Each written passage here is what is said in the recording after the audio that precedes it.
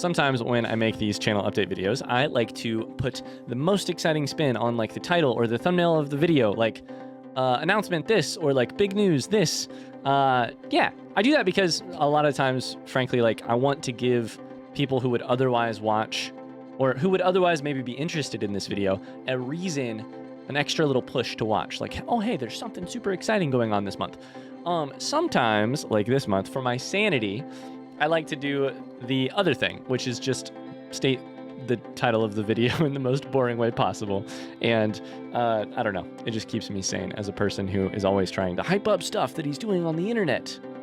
Anyways, hello, beautiful people of the internet. My name is Ryan, and welcome to a channel update video. It's the May 2022 channel update video. I have notes to my left, so I'm looking over there if you see me looking off screen. Hey, what's the channel update video? Great question. Channel update videos are where once a month we kind of get together and talk about what videos we've had on the channel for the last month, what you can expect in the coming month, and also mostly it's a chance to, like, you know, I do a lot of making stuff, and then once a month I get to reflect on making stuff and give you some behind the scenes, you know, what's going on in my head about the stuff that we're making, sort of thoughts. So hey, that's what this is. As discussed last month, we do have a whole new fleet of a whole new set of games to talk about this week, this month. Sorry, because we've wrapped up some stuff.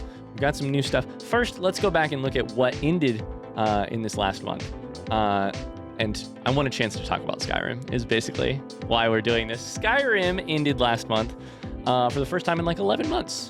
10 months, I can say. Skyrim is done. Skyrim.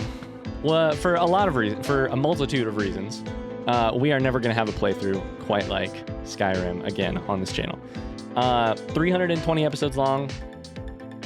The thing that comes to mind for me with Skyrim is that, honest to God, in 320 episodes, I can think of probably 10 or 15. I'm sure I'm missing some, and I'm sure you guys could come up with some different ones, depending on who watched it. You might come up with a different number.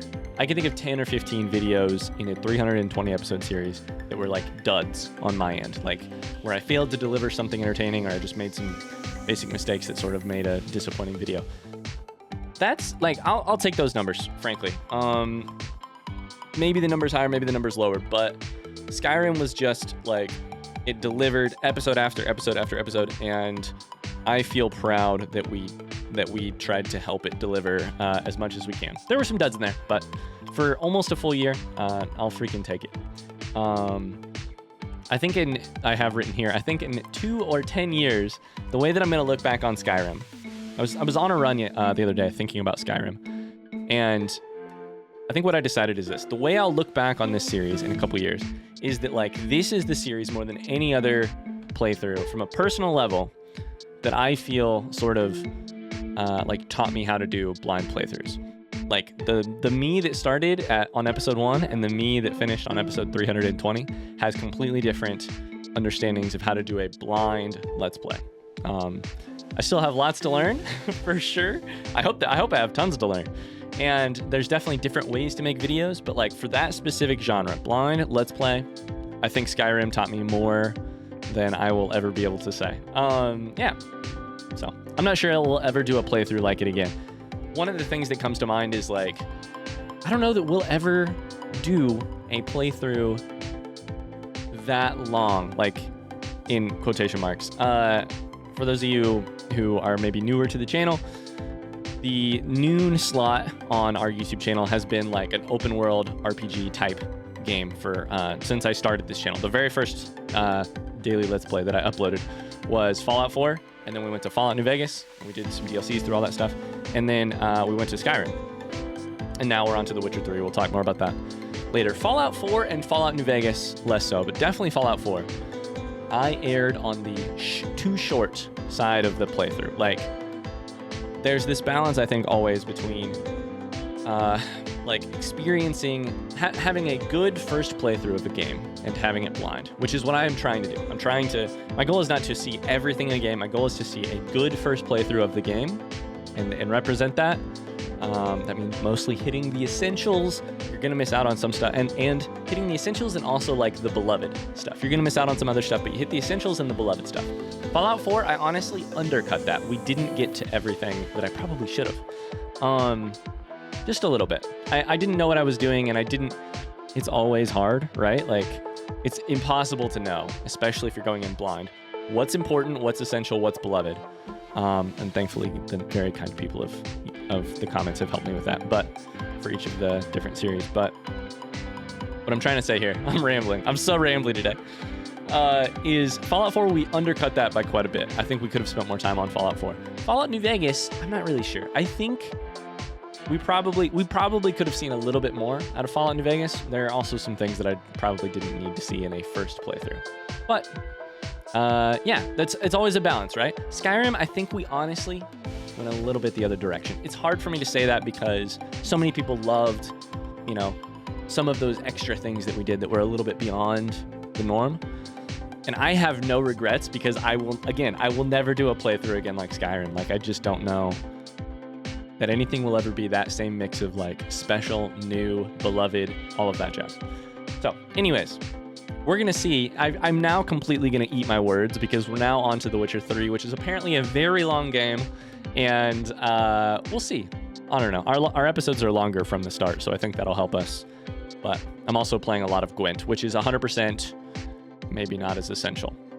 Anyways, I'm trying to walk that line between like a good first playthrough that hits the essentials, hits the beloved part, and doesn't just like fully explore the entire game, which I think is not healthy in the long run for the individual playthrough or for our channel. So anyways, that was way too much talk on Skyrim. Let's see if I have any other notes here.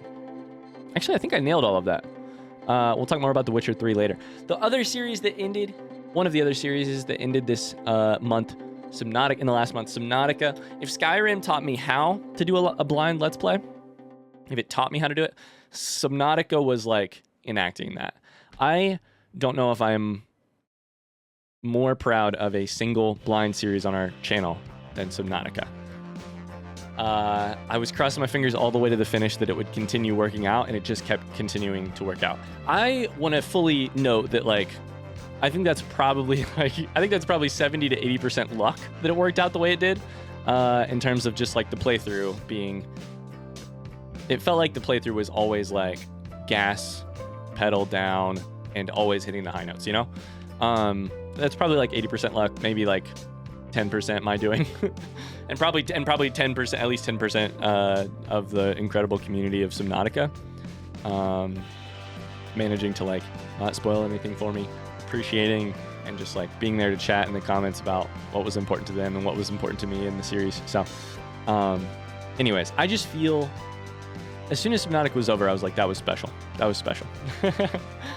guess the through line between both of those playthroughs is just that I am very grateful that either of those series ever found anybody, so that people would watch the channel. But mostly I'm grateful that it found the communities of those games, which are incredible, and many of which are now a part of our community. So I feel very lucky that developers made those games and that communities are so good at sharing them with people.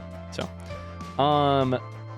anyways, the note I have here is the thing that I just keep thinking of, which is those two series left us with a very serious problem, which is like the metaphor I keep thinking of is like, you don't ever want to be, college basketball is the thing I used to follow a ton. You don't ever want to be the college basketball coach who follows a legendary coach retiring.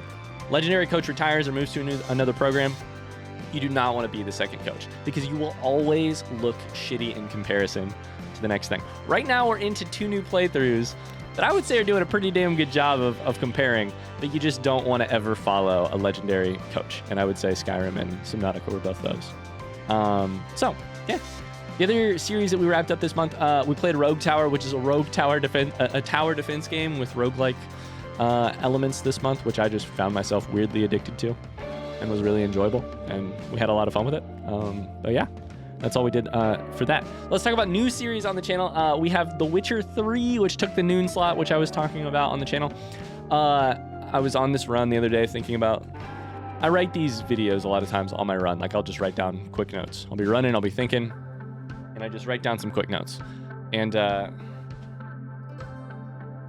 My dog Hero is just sitting directly on my foot.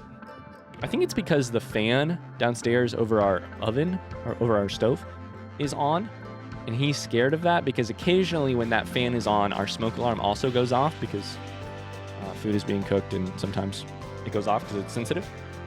And so he's like, oh my God, the fan's on. The scary noise is about to happen. You okay, Hero? You're a good boy.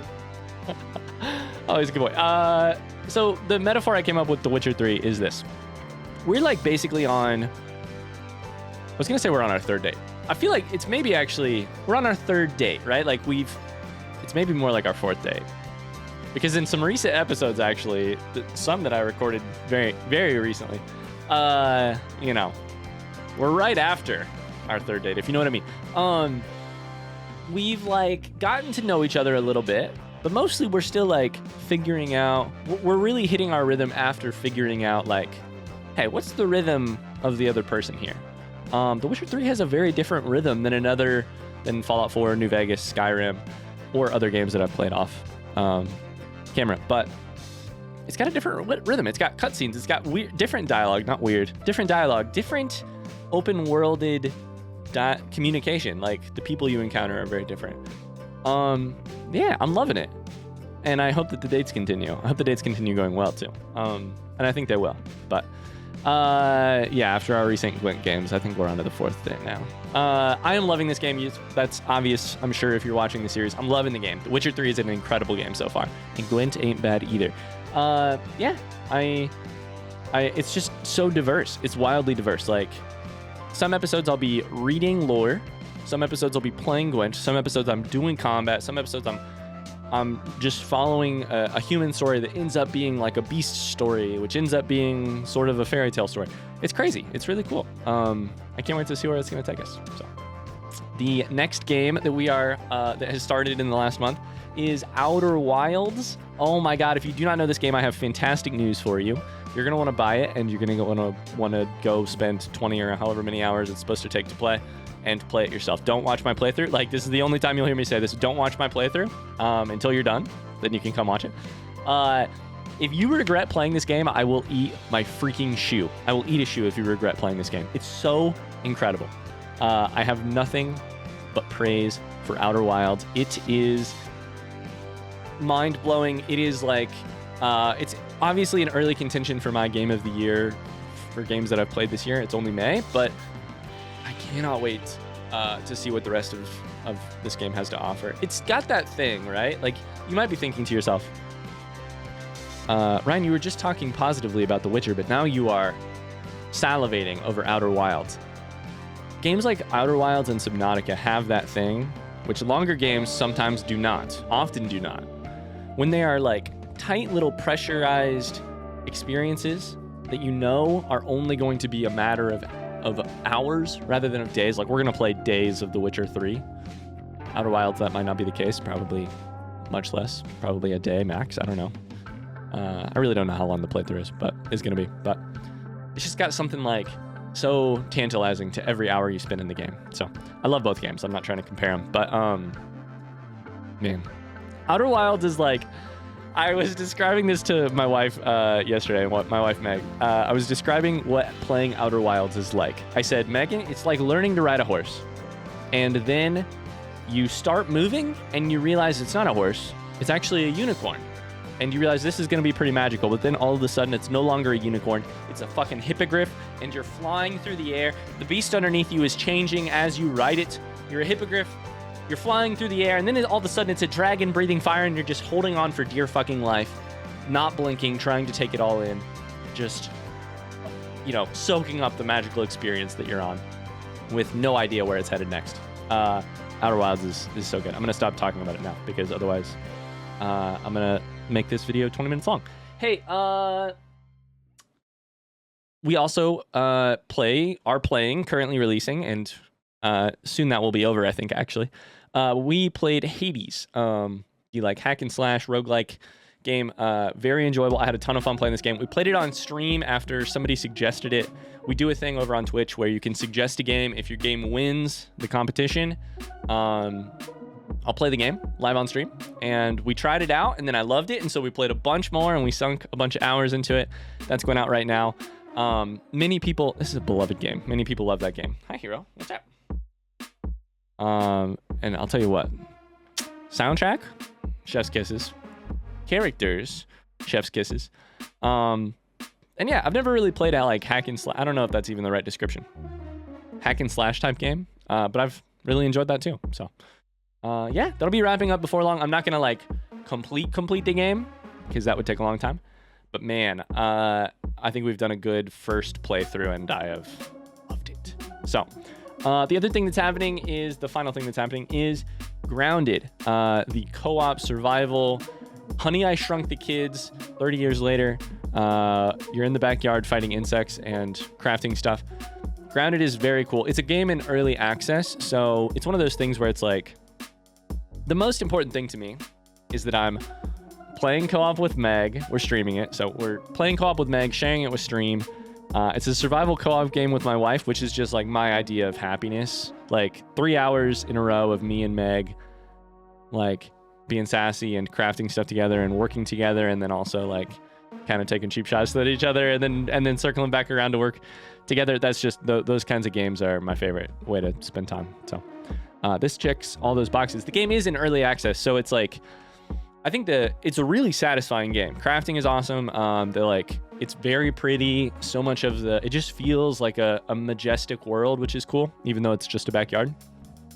Some of the story and like quest line and like sense of direction is all very much, I would say it needs work, but the game's in very early access. So we're going to keep playing it. We're going to play the crap out of it. The game's not done, so we're not going to finish it, but we'll find a finish line for ourselves, hopefully many, many hours from now. That is the full run through of all of the games that ended this month and all the new games that we started. Is there anything else to talk about? I don't think so. You know what? I'm sure I can make this work. I'm sitting here live on camera thinking, I'm sure I can make this work. Here's what we're going to do. We're going to make this like a 20-minute video. Megan and I have a podcast. We just released a new episode. So Megan and I have just started a podcast. So if you're hearing about it now, you might be one of the first people to listen to it. It's called I Brought You This. I'm going to play one of our parts of the recent episode. They're short episodes. Megan and I each come and we sit down together and we bring each other something to like surprise the other person or shock them or inform them or whatever. It can be like a meme, a memory, and a physical object. This is one where Megan brought me a Russian conspiracy theory, which is very interesting. I will include some part of that. I have no idea which part. I'll pick that out later. And a minute or two of that right now, and you can listen to it. Hey, if you like this video, that's great. I love you. I love you so much. I appreciate you so much. I couldn't do this without you. Hey, shout out to, before we end, the people who I truly could not do this without. The supporters on Patreon. If you're watching this currently, you make the light right there, the light right here that you can see on my face. You keep that light on. I appreciate you. I'm going to end it here. Thanks so much for watching this channel update video. Enjoy the next part of the podcast. I'll put links down below to find it on Apple and Spotify. And I will see you many times with many more videos over the rest of this month. Bye-bye. So now we get to the big questions. Like, there was just weird shit going on, right? Like, why was the tent cut? What happened to the tent? What happened? Why was the tent cut from the inside? Okay. The people found in the ravine had like weird facial injuries, like they were missing eyeballs. Facial injuries? Missing an eyeball? Eyeballs, lips, like missing lips? Yes. Yes. Isn't this weird? Yeah. Like, why did they only have some clothes on? Why did people not wear shoes? It's like negative 30 degrees at night in these conditions. So hear me out. I can answer one of these questions really crappily. Sure. And none of the rest of them with my potential idea. Tell me. So a Russian bear approaches the camp. Sure. Well, a popular theory is a Yeti. So you're onto something. A Russian bear, also known as a Yeti. Also known as a Yeti. Approaches the tent. Sure. Thinks to Yeti's self, hey, there's warm bodies inside of that tent. Snack. Instead of eating, I also am cold. I climb inside of the tent. Sure, okay. One of my friends gets a little scared that the thing cuddling it is specifically Yeti shaped.